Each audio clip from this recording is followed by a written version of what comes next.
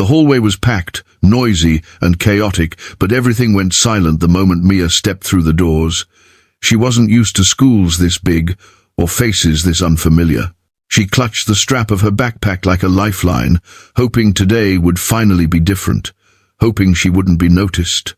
But bullies always notice. 3 seniors standing near the lockers turned their heads and locked onto her like predators spotting prey. They didn't know her name yet. They didn't know her story. They didn't know the battles she had survived. And they definitely didn't know the truth, hidden beneath her timid silence. The truth that this shy, quiet girl was a Jiu-Jitsu black belt who had trained her entire life to defend, endure, and rise. What started as mockery in the hallway would lead to the one moment that would change the entire school. And none of them were ready for what was coming. Mia's first day at Ridgewood High felt heavier than her backpack.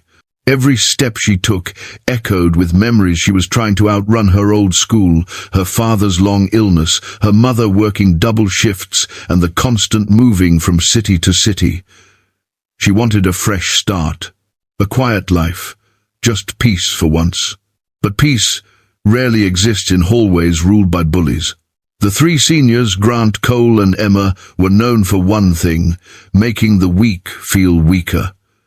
They were the kind of students teachers feared confronting and students feared passing by.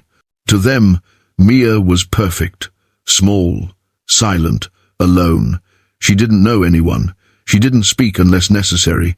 She avoided eye contact and kept her hair falling around her face like a shield. Grant noticed her first. "Look who we have here," he smirked, nudging Cole. "New girl thinks she can just walk through our hallway." Mia kept walking, pretending she didn't hear. Cole blocked her path.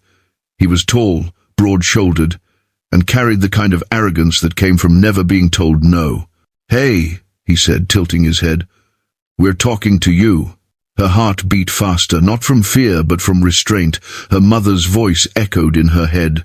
"Promise me. You only use your skills to protect, never to prove." So Mia swallowed hard and mumbled, I'm just trying to get to class." Emma circled her like a cat studying a mouse.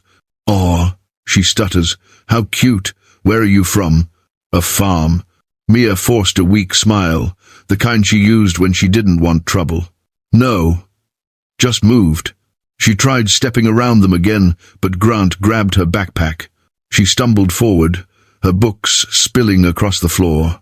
The hallway burst into laughter. Teachers were too far. Students were too scared.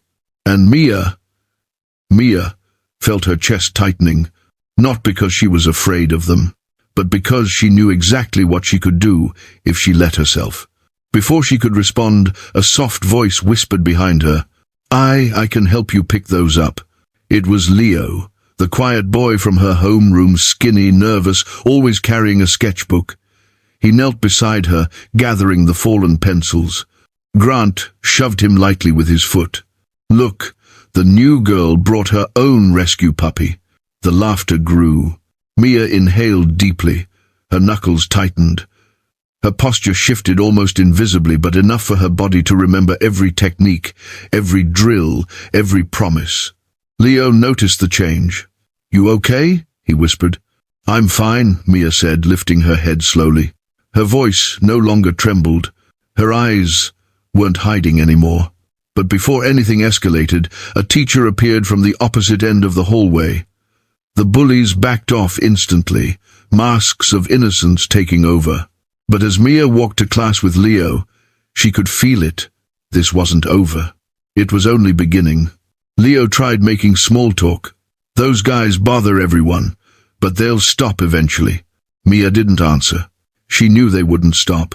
Not until they learned who she really was. That afternoon at lunch, Mia sat alone under the staircase, the one corner where nobody went. She breathed deeply, calming her spirit the way her father had taught her during jiu-jitsu practice. "Don't fight the world, baby girl," he used to say. "Just learn how to stand when the world tries to knock you down." But the world wasn't just trying. It was dragging her into a storm again. The next day proved it. Grant and his crew blocked her locker before she could even reach it. "Morning, superstar," Emma said with a smirk. "Miss us?" Cole flicked her braid. "You gonna talk today? Or just look scared and cute?" Mia hid. "I don't want trouble." Grant grinned. "That's the thing, trouble already wants you." He shoved her shoulder. Not hard enough to hurt, but hard enough to challenge. Mia stepped back, maintaining balance effortlessly. Her posture softened again, the posture of someone who knows how to fight but chooses peace. Grant caught it. "What was that?" he frowned. "You think you can take me?" Mia shook her head. "No, I think you should walk away." The hallway froze. Grant laughed loudly. "You hear that? Little rat thinks she's tough." He stepped forward, but Leo appeared again, trembling but brave. "Leave her alone." Grant pushed him away like swatting a fly. Students watched, but said nothing. Mia closed her eyes. She could feel the pressure building inside her, the weight of every time she had run, stayed silent, or been underestimated. She didn't want to reveal who she was. Not like this. But sometimes the universe chooses the moment for you, and that moment was coming sooner than any of them expected.